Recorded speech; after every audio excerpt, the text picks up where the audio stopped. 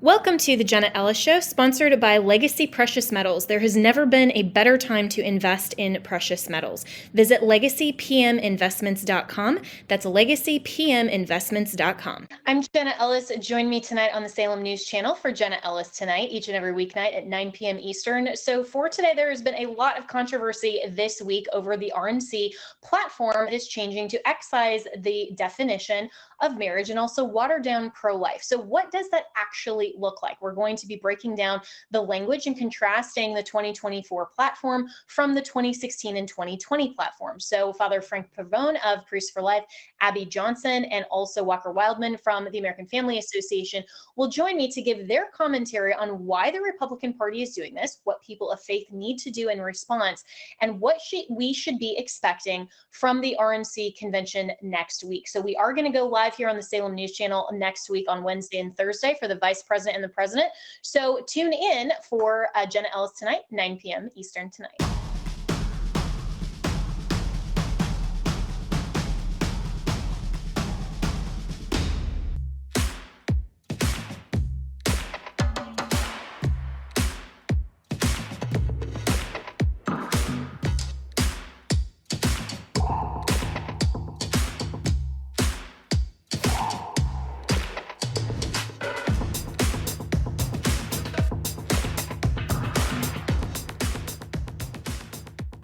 Good evening and welcome to Jenna Ellis Tonight. So over this past week, there's been a lot of discussion, and rightly so, over the controversy of the RNC's newly adopted platform that watered down the messaging on pro-life and also same-sex marriage. So a lot of ardent Trump supporters and Republicans are suggesting this is okay, we've got to win at all costs, where a lot of evangelical and pro-life leaders are saying, well, wait a minute, we can't just allow Trump to adopt and the Republican Party to adopt really any platform that is just maybe to the little bit to the right of Joe Biden and the Democrats and be okay with that.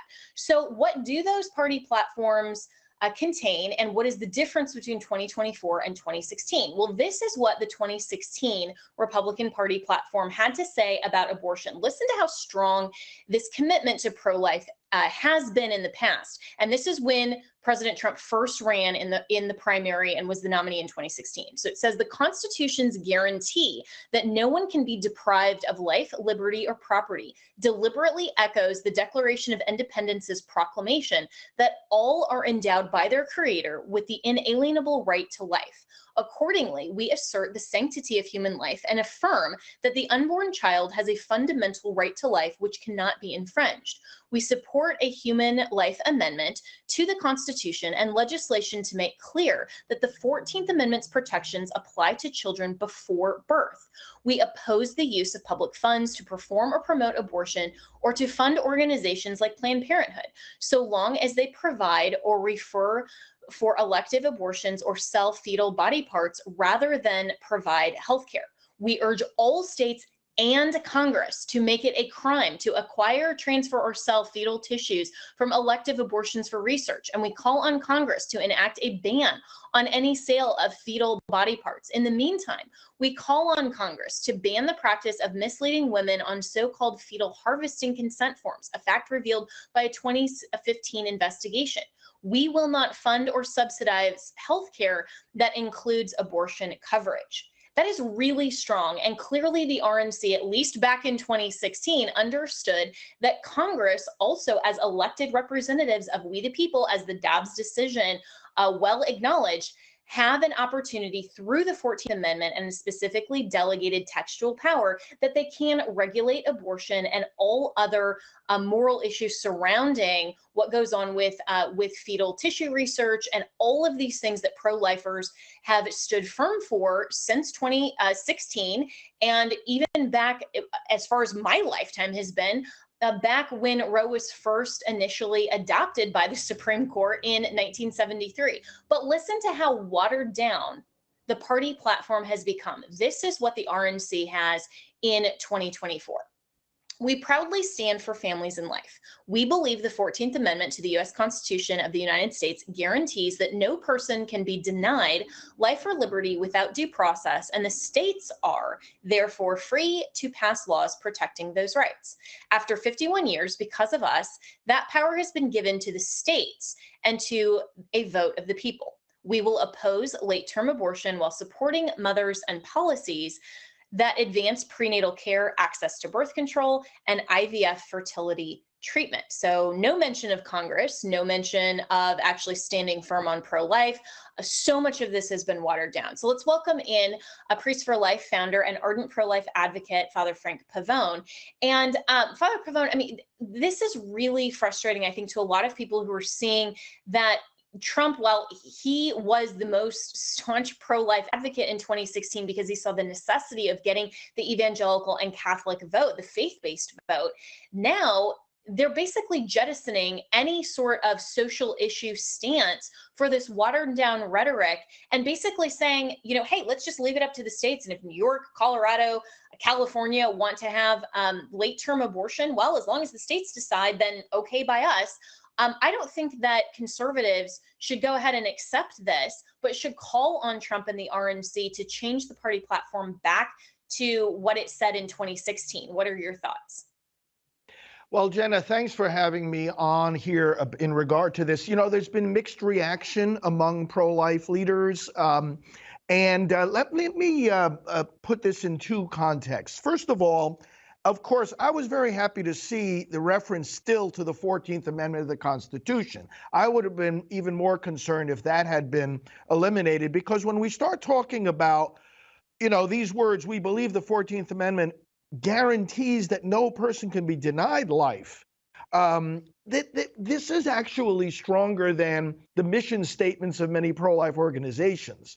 Now, as you know, the Constitution is structured in such a way that enforcement of matters related to the 14th Amendment does belong to Congress. And we also know the context of where this battle is going in the next few years, namely that the Democrats, even if they're in a minority, they're going to push for this so-called Women's Health Protection Act, on which they have already voted in the current Congress and past Congresses, which would it automatically makes this a national issue and a national battle, because they want to take away every reasonable regulation, restriction, and limit on abortion, contrary to the will and the opinion of vast majorities of the American people. So, like it or not, acknowledge it in the platform or not, this is a national battle. And the Supreme Court did not take away, deny, or somehow abrogate the role of Congress and other branches of the federal government to deal with the abortion issue. It's been a persistent, and I think, Jenna, we've talked about it on this show before, it's been a persistent misunderstanding of the Dobbs decision to say that it's just this vertical move from the federal to the state level with the abortion issue. I've been saying to people, you better understand it as a horizontal move from the courts under Roe, knocking down pro-life protections one after another. Now is switched over to the legislatures, where the people can actually enact a protection for the unborn without any constitutional obstacle. So that's an initial perspective. Yeah, and I think that's the right way to look at it. But also, but why then would the RNC specifically only mention states when previously they were calling on Congress? That is a watering down. I mean, we can't get away from that. And as much as people are still free to support Trump and the RNC, that's way better than Joe Biden and the Democrats.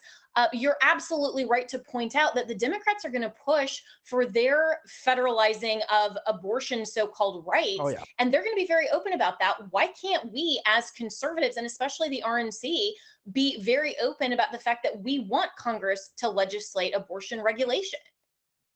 Well, I'm going to be at the convention myself, and I look forward to hearing a little bit more about, what was the thinking behind this. I think a lot of the delegates are going. I'll be there as a guest, but I think a lot of the delegates are going to be asking the same questions. I think there'll be vigorous discussion. I think there will be efforts to get this back to a more explicit form, as you say, and I do think another context, though, here is that the entire platform has been very, very much simplified. I mean, you quoted from the 2016, which was very, very good. There was even more, as you know. We went on even longer than that. And it was going into issues about funding and issues about let's pass laws that help women who want to have their babies to do so more easily. And there's a lot of policy things that can be said about pro-life and how we save these lives that were not said in this current 2024 version, this draft.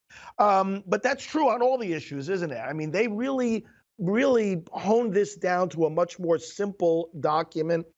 And I think one of the things that I hope can help people to deal with this a little bit is to realize, you know what? This is one tool. It's an important one.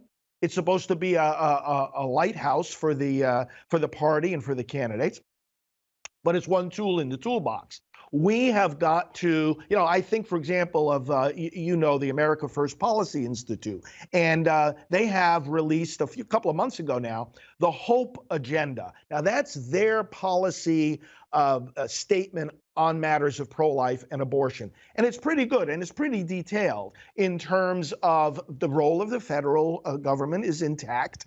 And it's very, very much like what you saw in the 2016 platform, very detailed, helpful legislative and executive actions that can be taken to draw our money out of the hands of these baby killing industry and help these moms that want to have their babies to do so. So I think, we keep our eyes on the platform. Yes, we keep our eyes also on these other policy initiatives that are, in fact, going to shape where we go in the next few years.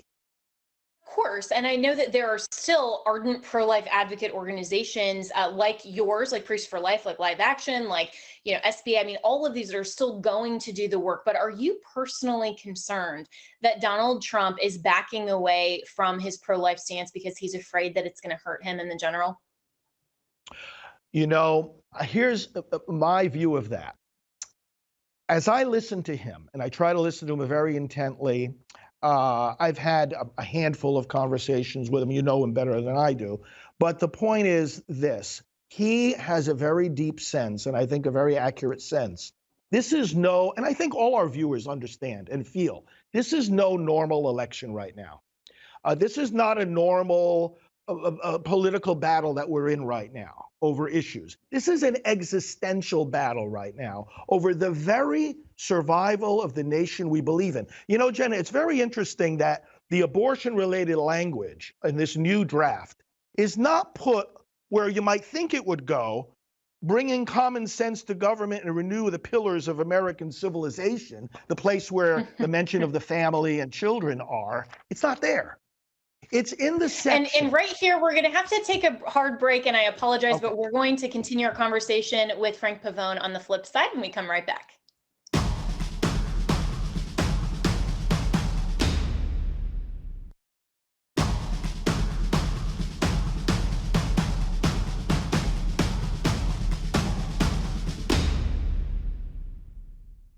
Continuing my conversation with Father Frank Pavone, who's the founder of Priests for Life, and we're discussing the RNC's new platform that does have watered down language on pro-life issues and same-sex marriage. And before the break, Frank Pavone, we were talking about this being a very important election in the United States. And I think everyone on all sides, even if you're a Democrat, you think that because, oh no, democracy and whatever their talking point is. But I think for conservatives, we also see how much damage Joe Biden and the Democrat agenda, regardless of whether it's Biden, Harris, Newsom, Whitmer, anyone else, the Democrat policies have done to America, our Constitution, and our way of life. And so the concern that I have as a Christian conservative is whether we are giving up too much ground just to win an election, when we should be standing firm and saying, evangelicals, Catholics, pro-lifers, vote for Trump because he's willing to take that same stand and continue the work that he started in 2016. Why aren't we there? Yeah, and I was explaining, my view of this in terms of President Trump in this election is this. He sees this as, look, we have a country to save. And if we don't win, one could think of it just in terms of, oh, I want to be in power, I want to win the election. Or I have to win the election to save the country. Because if the Democrats win, we don't even then have, it's not just that we have a bad policy on abortion, we don't even have the tools then to change it. Because what do we see about pro-life people right now? Being thrown in prison. For what? No, for nothing, for peacefully praying, because we see the weaponization of government. We don't think that's going to get worse if the Democrats are in power. Free speech, freedom of religion, the freedom to even believe and to speak the pro-life message. I think what's in President Trump's mind above all, again, some interpret it as, oh, well, it's politics over principle. I don't see it that way as much as I see it as, unless we preserve the tools that our Constitution gives us to end abortion, we're not going to be able to make progress. I think of it, Jenna, in this way. And again, you're the constitutional attorney here, but look at it. Look at when the Constitution was first adopted. There's actually a clause in the Constitution, as you know, saying, look, when it comes to slavery, and they didn't use the word itself, but it was referring to slavery, no federal ban on the importation of persons for 20 years. Now, were they compromising on slavery?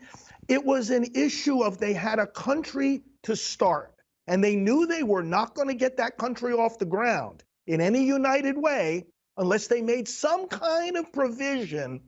And it wasn't so much a moral compromise as it was a decision to put into place for the whole country that could agree to this Constitution the tools that could eventually be used to abolish slavery, which many of them believed should be done. And when that 20-year period ended, action was taken immediately on a federal level to start abolishing first the slave trade and ultimately slavery itself in the subsequent amendments that came. So the point I'm making is that, this abortion language is in the section here of this new platform draft that talks about, look, we've got to preserve our country, our Constitution, from those that want to give us corrupt elections, want to take away our freedom of speech, and want to weaponize our government. The pro-life movement isn't going to be able to do anything with our country continuing to go in the direction that it's going. So I think President Trump is thinking very much in the way, and I think he feels he has to. You said, well, is he afraid there'll be election losses? He has said so. He said, if we don't deal with abortion the right way, the Democrats use it as a battering ram to scare voters off from Republicans. Which they still will. Fear. I mean, let's be honest. Like, they still will. None of this platform language change is going to make them, remove their ads or say, oh, okay, you know what? Now you've backed us into a corner, and we concede because you're willing to leave it to the states and kind of have that, right, whether it's a 20-year or even 4-year compromise. I mean, the Democrats are still going to push this. So why not just leave the language alone? And I get what you're saying, because I think that you're right that this has to be a long game. And I wish that we had taken not the next 20 years, but the past 20 years to really lay the groundwork for the eventual overturn of Roe, because genuinely, I think that we weren't prepared as pro-lifers. And you and I have talked about this a lot, for the actual overturning of Roe. I mean, we had been pushing for that for a long time. I mean, for my entire lifetime and beyond, right? Because I was born in 1984. So Roe was, a decade prior. And yet I think a lot of us really didn't think that that would ever actually happen.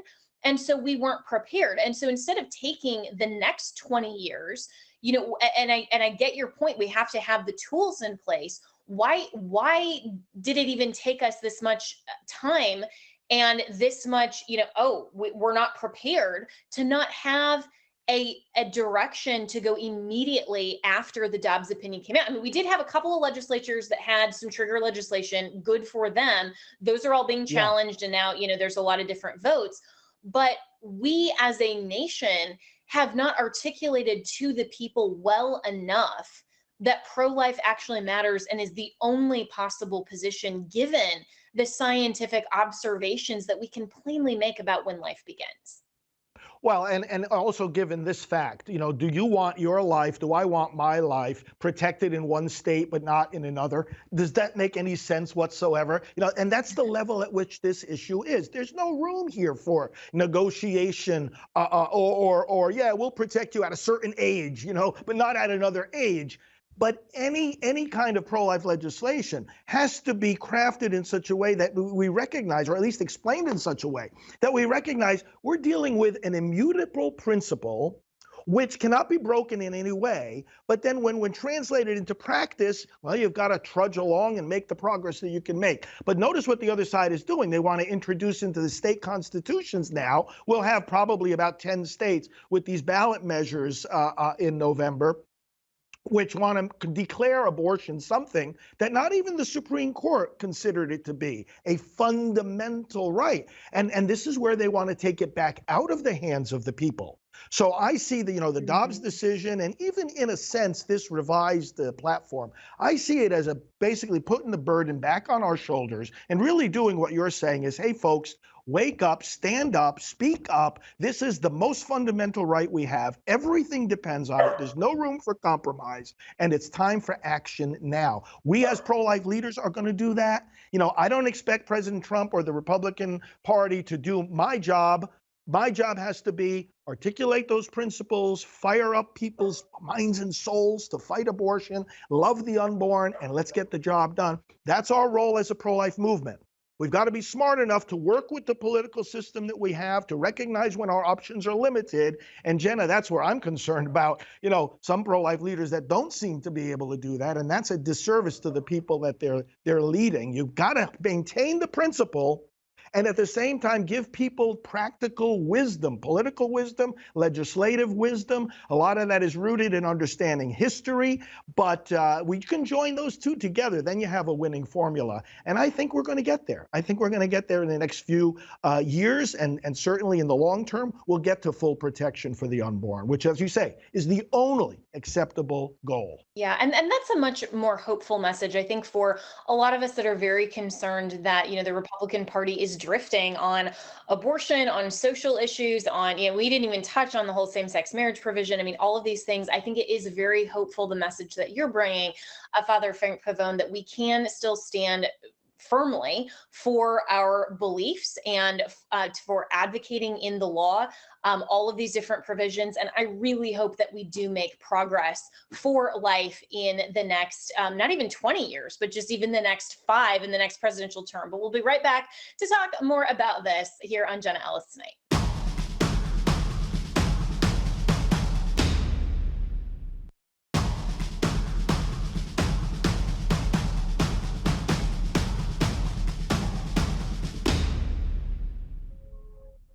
Continuing to talk about the RNC convention next week and that watered down party platform, let's bring in Abby Johnson, who is the founder of And Then There Were None and a prolific pro-life advocate. So Abby, what was your response to this new platform for 2024? Well, I think it's a continuation of compromise that, conservatives have been teetering with, toying with for many years when it comes to abortion. And I think it's just another kind of, sign that prominent people in the Republican Party really do want to move away from the abortion issue. They really do think that there are many more things that are more important than the right to life. And so this is, their way of kind of copping out and saying, well, let's just put it to the states. Let's put it to the states.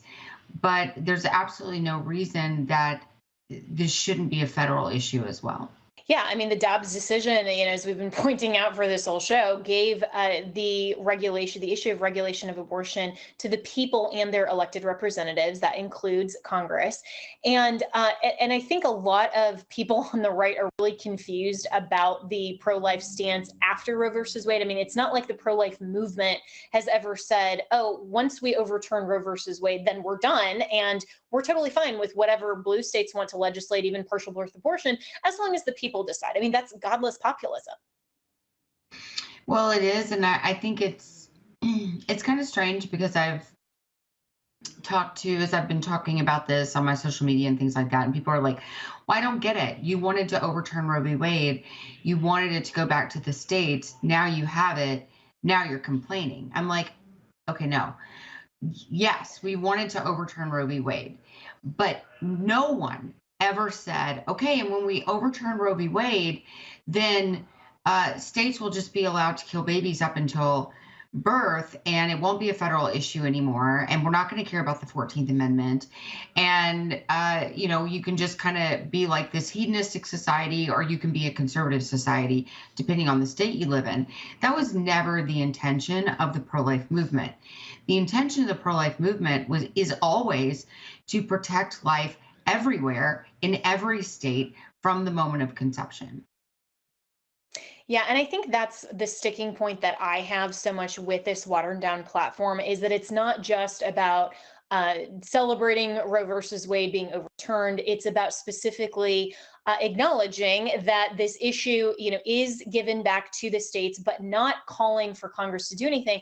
But even more than that, basically saying, okay, it's given back to the states, and now we're not going to really endorse anything. I mean, this is setting up for state GOP party candidates to advocate potentially for pro-choice. I mean, this platform could allow for that, and that's a real problem. Absolutely, it does. And I think it's crazy. I think that any conservative politician, anyone who's in the political sphere that's elected, an elected official, I believe that they are going to run on the Republican ticket, then you should have to ascribe to pro-life values. That you should have to say, I am against abortion in the womb. Not just I'm against late-term abortion, or I'm against a particular type of abortion, but that I believe in the dignity and value of life from the moment of conception. That's who we should be as conservatives. But now the conservative movement has tried to widen it so far that they want to bring everybody in. They want to bring all of these godless people in and say, oh, look, we're so inclusive. Well, why do we need inclusivity? Why don't we just need the truth? And if the truth makes us more exclusive, that's okay, because it's still the truth. Yeah, so well said. And one of my favorite sayings is, "If you don't stand for anything, then you'll fall for everything." And that seems like what the Republican Party is poised to do. But Abby Johnson, I really appreciate your commentary and your firm stance for the pro-life position, which is that, of course, government at every level should protect every human being from the moment of conception all the way till natural death. We'll be right back with more here on Jenna Ellis Tonight.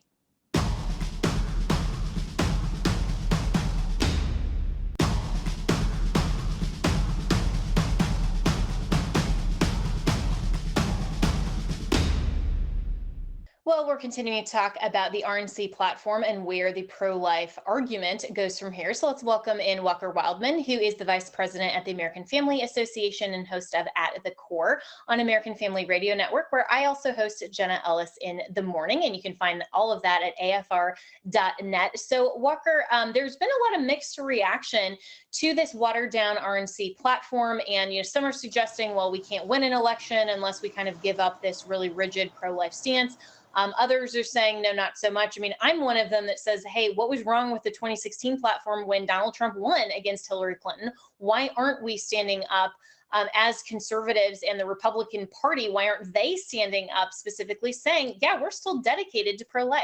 Yeah, these platform changes are very, very problematic. And I know many people in our movement are saying it's not a big deal. Trump should just get what he wants. But the changes are substantial, and here's why. Specifically relating to the life issue, they took out the Life Amendment, which the pro-lifers have had in the platform, in the GOP platform, for 4 decades. So we took out the Life Amendment, so now that's off the table. Any federal legislation on the pro-life issue that would eliminate abortion is off the table. So do we believe that babies should be protected, or do we not? And when you say, well, a baby at 12 weeks shouldn't be protected, but a baby at 24 weeks should be protected, what kind of position is that? Like, tell me that's not confusing for somebody trying to understand our position on the life issue. And then on the family issue and marriage, which the platform has always stated that marriage is between a man and a woman, but they took out the definition of marriage. So they talk about the sanctity of marriage and how great the family is, but we don't know what marriage is. And when you ask, the GOP, what is marriage, they won't answer that. So these changes are substantial, and it's a really, really big deal. And it has taken us decades to get to a point to have this good platform. And then overnight, we just took it all away. And when people read the platform, they're not going to get clear answers on where we stand on the issues. That's why this is a problem. Yeah, and I think you're very right to point out those distinctions, because while the platform does reference the 14th Amendment, it specifically took out, as you said, the Life Amendment, any reference to Congress legislating, any of those things that the pro-life platform has consistently stood for since the wrong inception of Roe versus Wade, and then to not even define what the family looks like. Of course, they're borrowing from queer theory, and Donald Trump has been an advocate for the LGBTQ agenda. I mean, this was one of the things, even when I worked for him in 2020, when I was asked about it, I mean, they had a pride coalition, and I just said, well, I'm a Christian and I'm part of the evangelical coalition. Let me tell you where I stand. And so, of course, I disagreed with that. But now that the Republican Party is essentially codifying Trump's opinion, and you have someone like Senator Rubio and JD Vance, Senator Vance, they're going out on mainstream media saying, well, the party platform has to reflect the nominee. Well, that's going to change with whoever the nominee is. Why can't the party platform reflect truth and reflect principle, reflect reality? Yeah, and to your point, this doesn't mean that we know what we're getting with Trump. We know he's not good on some of the evangelical issues. And some evangelicals have just accepted that. That just is what it is. That's the candidate we have. But that doesn't mean we have to change the platform, because the problem is that we're going to face is in 4 years, there is no more Trump. I mean, even if he gets reelected, he's a lame duck president from day one. It doesn't mean he won't do good things. It doesn't mean that he won't be supported by many in our movement. But the reality is that in 4 years, we're going to be looking at this platform again, and Trump's not going to be in the picture. So then we're going to have to rewrite it. According to this method, we're going to have to rewrite it to whatever the next GOP nominee says is their version of the platform. Also, the one thing else I wanted to mention on this is how they went about it. The Trump campaign and the RNC went about this in a very shady fashion. The committee members did not receive a copy of the proposed platform until the day of, like the morning of, under 60 minutes. They had to even look at it, and the amendment process was a joke, and the discussion process was a joke. So this was not a good look. And the word on the street is that the Trump campaign believes that they have evangelicals locked. They think they've got us, our vote locked, and they don't basically need to work anymore for it. And that is a sad place to be and a dangerous place to be come November. Yeah, it really is. And it's sad, I think, Walker, to your point, that a lot of evangelicals on, social media or even on mainstream media are saying, well, what's the alternative, Joe Biden? But if we're in a position where we're saying as evangelicals to Donald Trump, hey, listen, as long as you're a little bit more to the right than Joe Biden, then sure, you've got our vote locked up and we can't actually demand anything from a conservative nominee, then that does put us in a very bad negotiating position, and certainly not where we were at in 2016 when Trump had to make concessions to curry the evangelical vote, which he needs and he can't win without. But to your point about how shady this process was, Tony Perkins and FRC Action put out a great statement about that.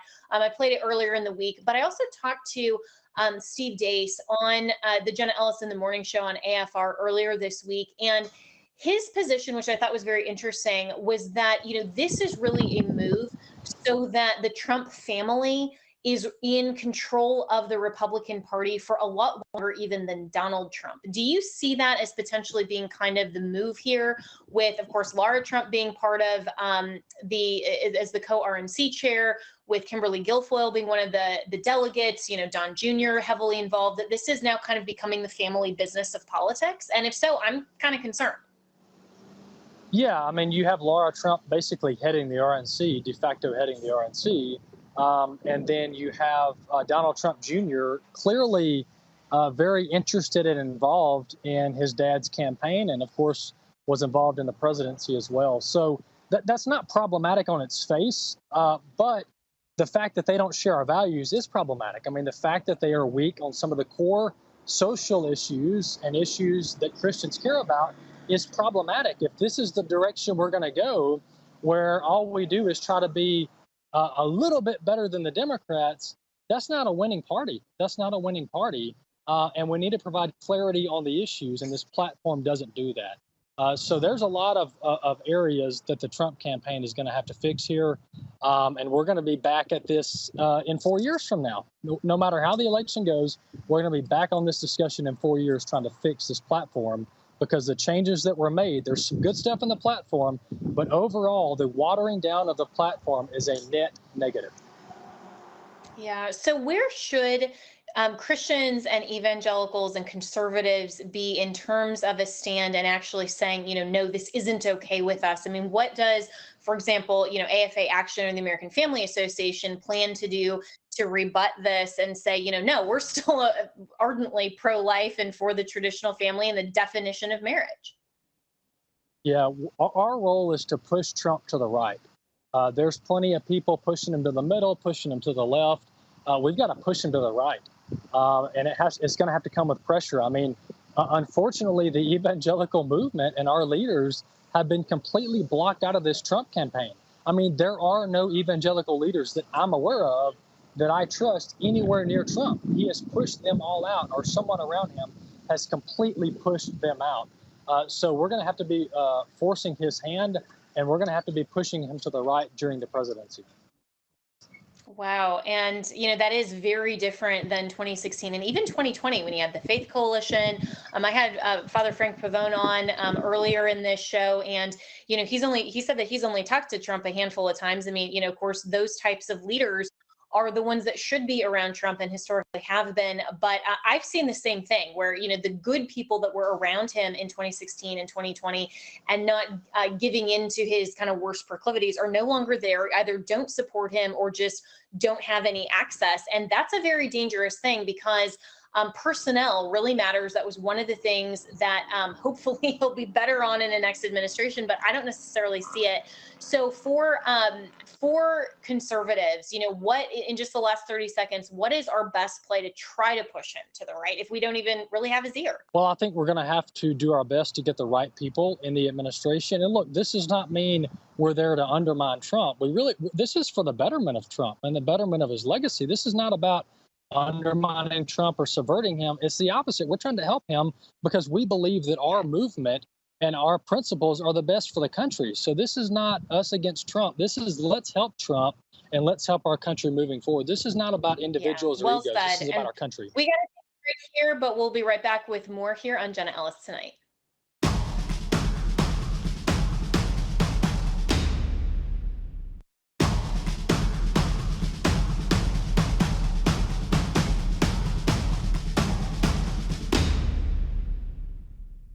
Walker Wildmon of the American Family Association continues the conversation with me. So let's shift gears to what evangelicals and Christians and conservatives and people who care about this country do about our current sitting president, because clearly there are cognitive deficiencies. I don't think that he is able to discharge his duties. This is not about, some subjective metric of fitness for office or, we just don't like his policies or anything like that. This is literally about him not being cognitively able to discharge his duties. And he's even admitted that after 8 p.m. to 10 a.m.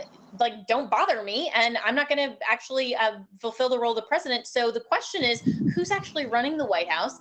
Have Democrats been lying to us for the last few years? But what should we be doing as a conservative coalition for the next 7 months that we have a sitting president who clearly is just out of his mind? Yeah, that's a good question. Some say anyone's better than Biden, but I disagree. I think Kamala would be worse than Biden. So we're in a tough position here as a nation. If we don't have Biden, we have Kamala, and that's a problem. We've seen the incompetency with Kamala Harris, the vice president, on multiple occasions. But the problem, there's multiple problems here. Number one, the Democrats are having a real issue getting Biden to step down. I mean, it's clear that somebody in charge in the Democrat Party, whether it be Obama, Hillary, or somebody else, has given the thumbs up for the media to go after Biden. You cannot explain this in any other way, how the media literally turns overnight and will not stop talking about Biden's gaffes and Biden's mental deficiencies and physical deficiencies for that matter.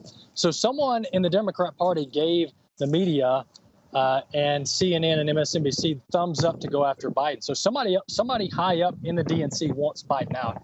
That's a fact. We just don't know who it is yet. Also, if Biden does step down pre-election, well, he can't. If he says I'm not going to be, I'm withdrawing from the race, you have to withdraw from the presidency, because if you're not up for being reelected, you're not up for serving out your term. So this is going to be a lose-lose for Biden. If he decides he's not running in November, then that makes Kamala the president between now and January of next year. So I think Biden's done for. You do not go after the president to the degree that the Democrats have in the media without him stepping down. The problem is, are they going to get Jill and Hunter on board? Because they seem to be the only two holdouts here. Right. And I mean, it would be a remarkable attempt at, manipulating yourself into a pretzel for the mainstream media after going so hard after Biden, and, even having neurological experts on saying that, yeah, clearly he has cognitive deficiencies. This report now that a Parkinson's expert visited him at least, 5 or 6 times. I mean, all of these things, and then suddenly trying to walk that back and saying, well, vote for him anyway, even over the other person, even if you don't like his policies that is clearly competent. I mean, but we've had Joy Reid come out and say, well, I'd vote for Biden in a coma over Trump. I think that's ridiculously irresponsible. But could the Democrats potentially walk back this messaging, and would it be effective? It's going to be very difficult. I mean, the damage is done, and we're talking about less than 4 months out from the election. The damage is done, and Biden's only going to be pressured more to show up in public and do press conferences without handing out questions beforehand. So I think the damage is done. The question is, when do they get him to step down? And what does it look like between now and November? And we're going to have legal issues here. You know this, with these ballots that are being printed. I mean, you can't just change out your nominee a month or two out before the election. So the Democrats are in a serious problem. And I really think that the only people keeping Biden from stepping down is Jill Biden and Hunter Biden. I genuinely think those are the only two holdouts keeping him in the race. And he told Morning Joe this week, I'm not going anywhere. Joe Biden, quote, I'm not going anywhere. So whether it's Obama, Hillary, I don't know who steps in, David Axelrod, somebody's going to have to convince Dr. Jill Biden and Hunter Biden, convicted felon, that Joe needs to step down. Otherwise, he's going to be on the ballot in November. Yeah. And it's just, I think people are rightly calling this elder abuse. And for Jill Biden to want to stay in power that much that she's willing to do that to her spouse. I mean, I just think that is so beyond reprehensible. But we're under a minute left. But your thoughts on Jill Biden. Yeah, I mean, either way, no matter which direction this goes, the reality is that the Democrats and the media have known this for 4+ years, even back to the 2020 campaign, and they did nothing about it. As a matter of fact, they worked overtime to cover it up. That's the scandal here. Whether they throw Biden under the bus or not, the Democrats and the media are guilty as well. Yeah, well, Walker Wildmon, appreciate your thoughts so much. And that's all the time that we have for Jenna Ellis tonight. And we really are in a very difficult situation in this country, looking ahead to not just November, but also the next 7 months. So what we should be doing as a country absolutely is praying for this nation. Have a great weekend. I'll see you on Monday.